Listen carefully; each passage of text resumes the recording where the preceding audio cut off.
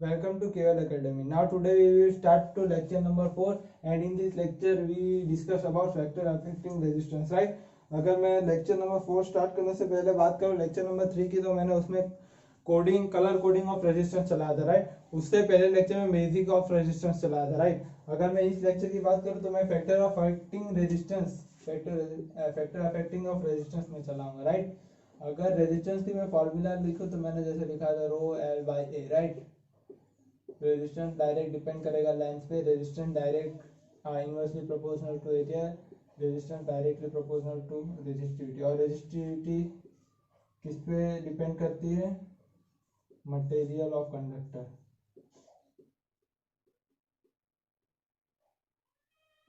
Nature भी बोल सकते हैं, राइट? मैंने लेंथ और एरिया के बारे में थोड़ा बताया था, लेकिन फिर बता दो, अगर ये दो कंडक्टर है, राइट?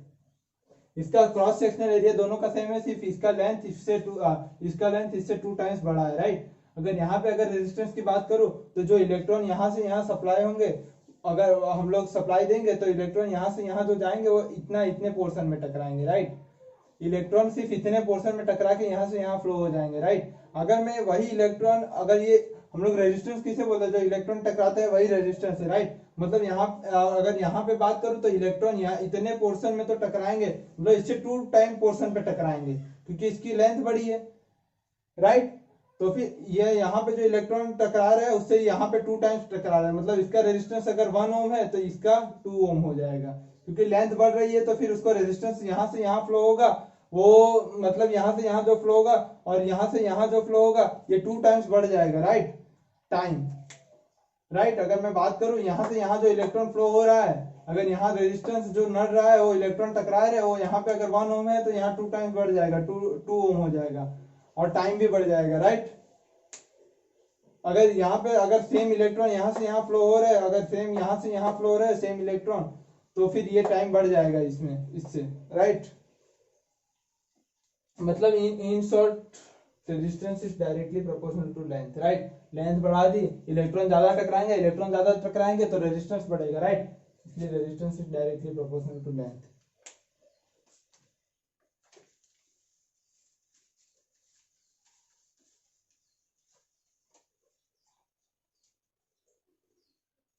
अगर मैं बात करूं resistance is directly proportional to 1 upon area की, तो ये सेम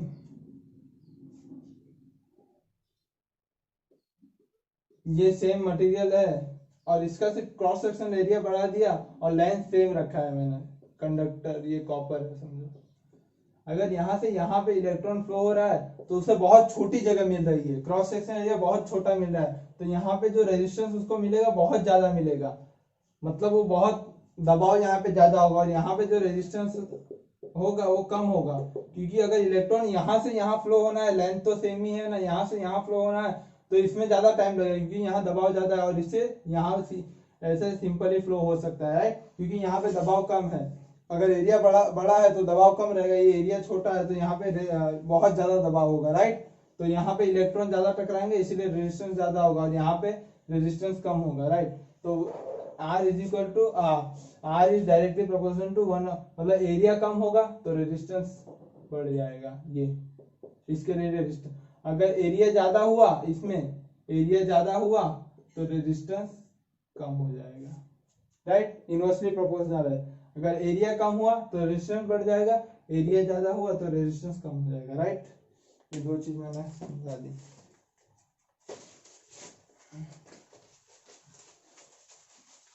मेनली मैं यहाँ पे टेम्परेचर कोएफिशिएंट के बारे में थोड़ा बताने वाला हूँ।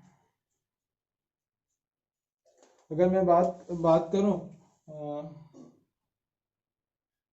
चलिए, अगर मैं बात करूँ रो के बारे में थोड़ा समझा देता हूँ, रेजिस्टिविटी के बारे में, राइट? अगर मैं रेजिस्टेंस की फॉर्मूला लिखूँ तो M L upon N square A tau, ये फॉर्मूला शायद ही आपने कहीं देखी हो, लाइक ये शायद है ना 12th के JEE की प्रिपरेशन जो कर रहा है उसे पता होगा, राइट? उसमें ये रेजिस्टेंस की फॉर्मूला, ये एक्चुअली फॉर्मूला फील्ड थियरी में आती होगी, ओम्स लॉ फील्ड थियरी वाली, राइट? तो अगर मैं बात करूँ ये फॉर्मूला है, ये इतनी इंपॉर्टेंट नहीं है लेकिन ये मैं समझा क्यों रहा हूँ अभी आपको पता चल जाएगा, राइट?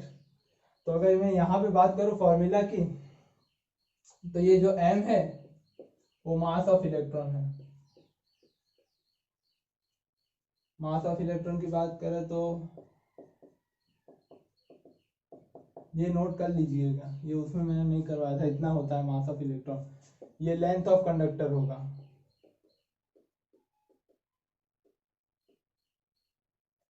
ये number of electron, number of electron, ये एरिया हो जाएगा, ए मतलब एरिया ऑफ कंडक्टर, और ये टाउ है वो रिलैक्सेशन टाइम। ये मैं सब समझाता हूँ, राइट।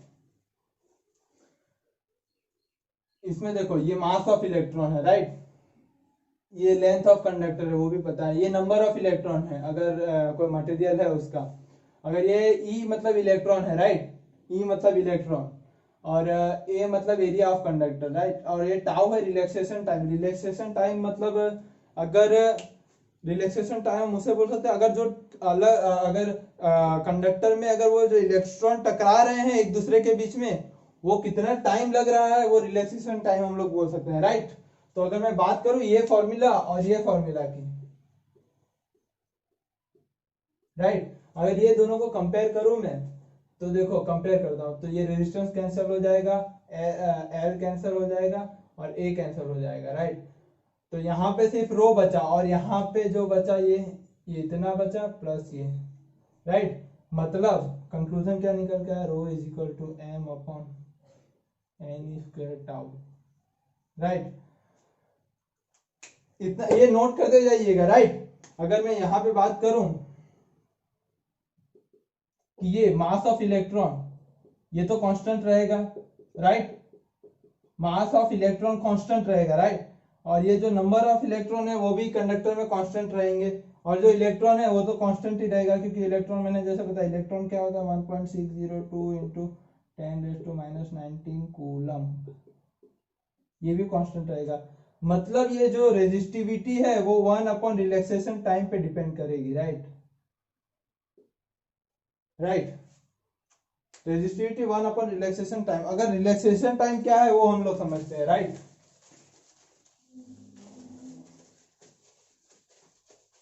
कंक्लूजन क्या निकल के आया,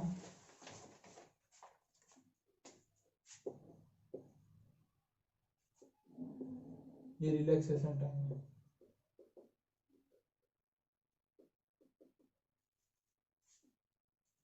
राइट। अगर मैं बात करूं रिलैक्सेशन टाइम, तो अगर हम लोग एक कंडक्टर लेते हैं, वो टेम्परेचर की बात करूंगा मैं यहाँ पे,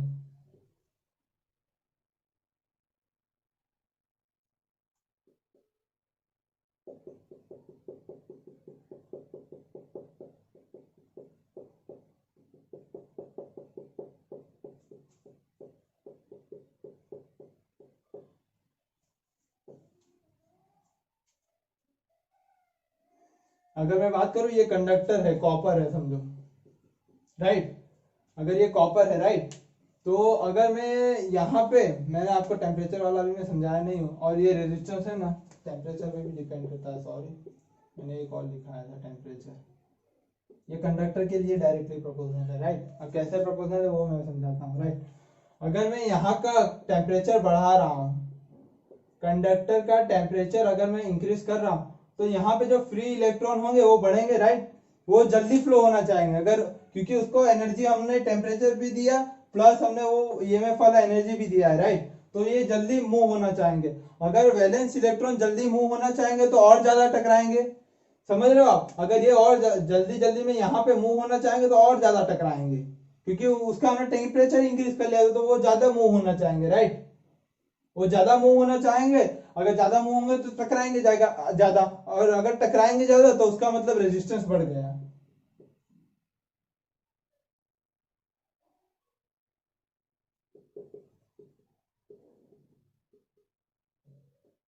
देखो इन शॉर्ट में अगर मैं बोलूं कि ये जो इलेक्ट्रॉन है वो ज्यादा टकराएंगे एक दूसरे के जल्दी, एक दूसरे के साथ और ज्यादा टाइम और कम हो जाएगा एक दूसरे से टकराने का। अगर टेम्परेचर नहीं बढ़ाया था तो फिर थोड़ा टाइम ज्यादा लग रहा था, अगर टेम्परेचर बढ़ा दिया तो फिर एक दूसरे से टकराने का टाइम कम हो जाएगा और कम हो जाएगा। इन शॉर्ट में ये रिलैक्सेशन टाइम कम होगा। अगर मैंने टेम्परेचर बढ़ाया तो ये रिलैक्सेशन टाइम कम होगा, ये वाला मैं टेम्परेचर बढ़ा रहा हूँ तो रिलैक्सेशन टाइम कम होगा कि नहीं। अगर मैं टेम्परेचर इंक्रीज कर रहा हूँ टेम्परेचर, तो ये रिलैक्सेशन टाइम कम होगा। कैसे कम होगा? क्योंकि वो ज्यादा टाइम क्या है, वो दो इलेक्ट्रॉन के टकराने का टाइम है रिलैक्सेशन टाइम। अगर वो टाइम कम होगा, ये टाइम अगर कम होगा तो रेजिस्टेंस बढ़ेगा। समझ रहे हो? मतलब अगर मैं टेम्परेचर से चालू करूं, टेम्परेचर बढ़ाऊंगा तो रिलैक्सेशन टाइम कम होगा, क्योंकि इलेक्ट्रॉन जो टकराएंगे वो टाइम कम होगा। अगर वो टाइम कम होगा तो वो रेजिस्टेंस बढ़ेगा, क्योंकि ये कम होगा तो ये रेजिस्टेंस बढ़ेगा। राइट? अगर मैं यहाँ पे एक और ऐड करना चाहूँ और एक चीज, तो टेम्परेचर। राइट? अगर मैं टेम्परेचर बढ़ा रहा हूं तो रिलैक्सेशन टाइम कम होगा, रिलैक्सेशन टाइम कम होगा तो रेजिस्टेंस बढ़ जाएगा। राइट? ये वाला समझ में आ गया? मतलब in short resistance is directly proportional to temperature. ये कॉपर कंडक्टर, मतलब कोई भी कंडक्टर के हम लोग केस में ले सकते हैं। राइट?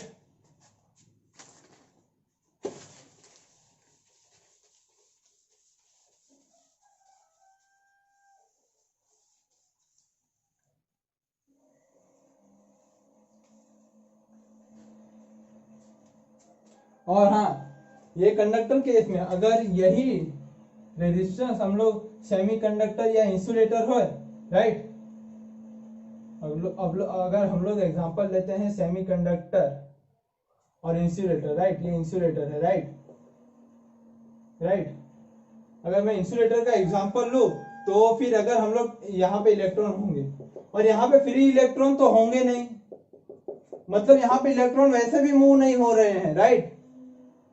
सॉरी, ये अगर मैं एग्जांपल लूं सेमीकंडक्टर की, थोड़ा इजी पड़ेगा।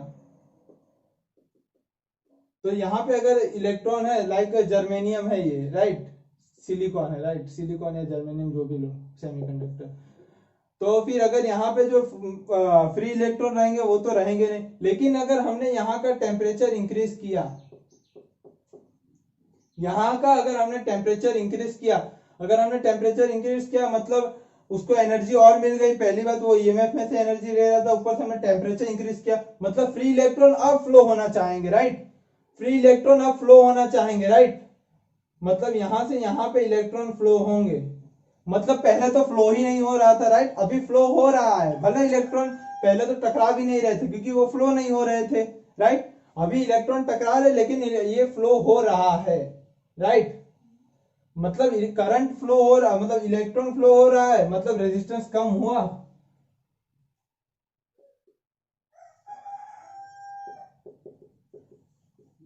मैंने टेम्परेचर बढ़ाया और रेजिस्टेंस कम हुआ, क्योंकि पहले फ्री इलेक्ट्रॉन नहीं थे, अभी टेम्परेचर बढ़ाया तो वो जो वैलेंस इलेक्ट्रॉन थे वो फ्री हो रहे हैं। राइट?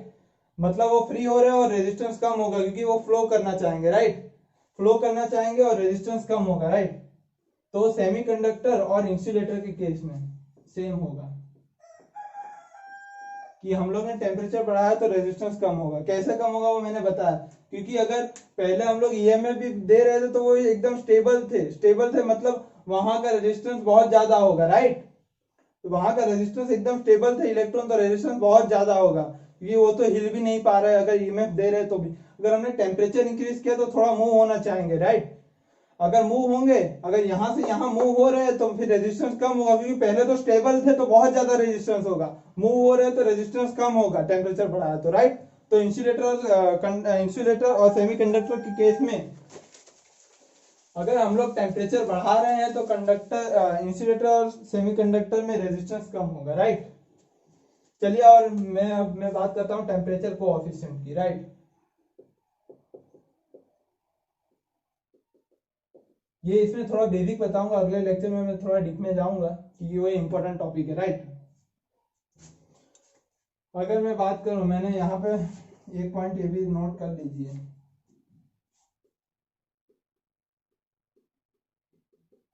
ये कंडक्टर के केस में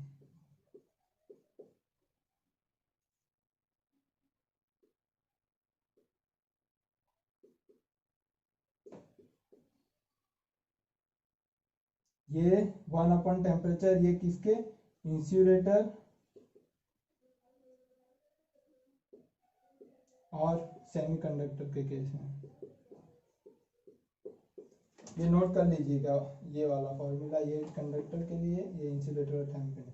अब हम लोग टेम्परेचर कोएफिशिएंट देखते हैं। टेम्परेचर कोएफिशिएंट ऐसे मेनली देखा जाए तो पॉजिटिव टेम्परेचर कोएफिशिएंट होता है, नेगेटिव टेम्परेचर कोएफिशिएंट, राइट। अगर मैं बात करूं कंडक्टर की, उसमें पॉजिटिव टेम्परेचर कोएफिशिएंट होगा, राइट। इसमें थोड़ी जगह ज्यादा चाहिए इसलिए मैंने मिटा दिया। चलिए, अगर मैं बात करूं पॉजिटिव टेम्परेचर कोएफिशिएंट की, तो यहाँ पे रेजिस्टेंस आएगा ओम, और यहाँ पे टेम्परेचर। ये पॉजिटिव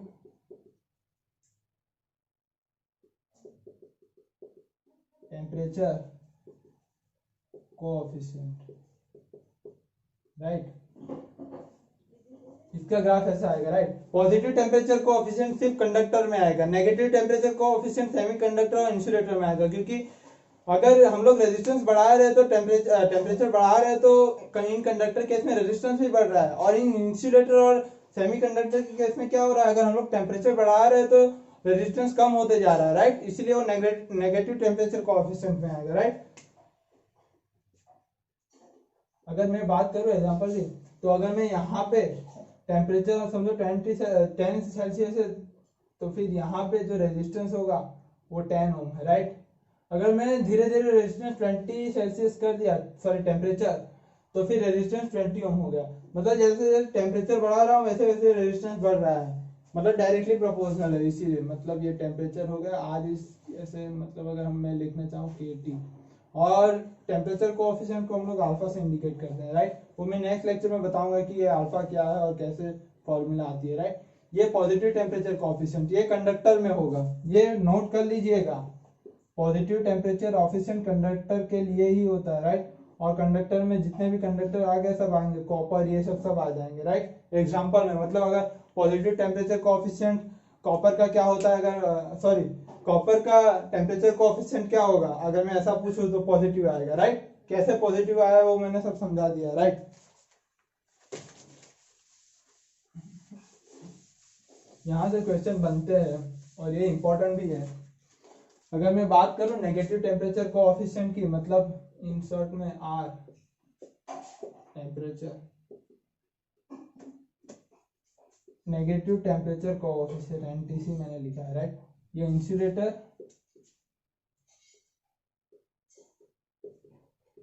एंड सेमीकंडक्टर के केस में होगा, राइट।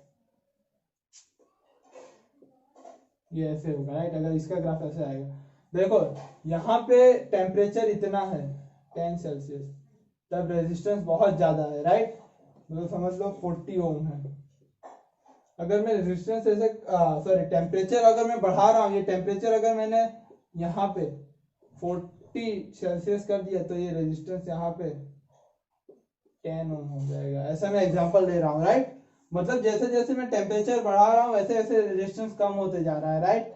इन शॉर्ट में ये नेगेटिव टेम्परेचर कोएफिशिएंट है, मतलब इनवर्सली प्रोपोर्शनल है कि जैसे जैसे टेम्परेचर बढ़ा रहा हूँ रेजिस्टेंस कम हो रहा है, राइट। और ये इंसुलेटर और सेमीकंडक्टर के केस में होगा। कैसे होगा, टेम्परेचर इफेक्ट करता है वो मैंने बता दिया है, राइट।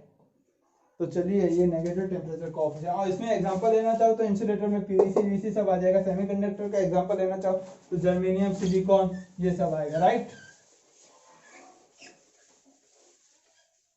मैं बात करूं, मैंने यहाँ पे सब कुछ चला दिया। और हाँ, एक चीज, जीरो टेम्परेचर कोएफिशिएंट भी आता है, लेकिन वो है ना, मतलब कुछ मटेरियल में ही आता है, लाइक मैंगनीज। मतलब इसमें क्या होगा कि कितना भी जीरो टेम्परेचर को टेम्परेचर कितना टेम्परेचर अगर वेरी कर रहे हैं तो उसके रेजिस्टेंस में कोई इफेक्ट नहीं आएगा, राइट। समझ रहे हो कंडक्टर में कैसा इफेक्ट आ रहा था कि अगर टेम्परेचर बढ़ा रहे थे तो रेजिस्टेंस बढ़ रहा था, राइट। ऐसा कोई इफेक्ट नहीं आएगा इसमें, राइट। उसे जीरो टेम्परेचर को ऑप्शन, मतलब इसमें मैंने मोस्टली सब कुछ एक्सप्लेन कर दिया है जो फैक्टर अफेक्टिंग है टेम्परेचर। और हाँ, एक चीज की रेजिस्टिविटी है, अगर rho R is equal to rho L by A है, अगर इससे सिर्फ मैं रेजिस्टिविटी निकालू तो ये फॉर्मूला आ गई। तो अगर मैं रेजिस्टिविटी का यूनिट निकालना चाहूँ तो ये ओम हो जाएगा, ये मीटर इंटू मीटर, ये मीटर हो जाएगा, right. Metre metre cancel, ohm into metre आएगा, रेजिस्टिविटी का यूनिट आएगा, राइट। ये नोट कर लीजिए, ये मेरा थोड़ा बाकी रह गया था, राइट। चलो तो फिर आज का लेक्चर यहीं पे खत्म करते हैं। Thanks for watching.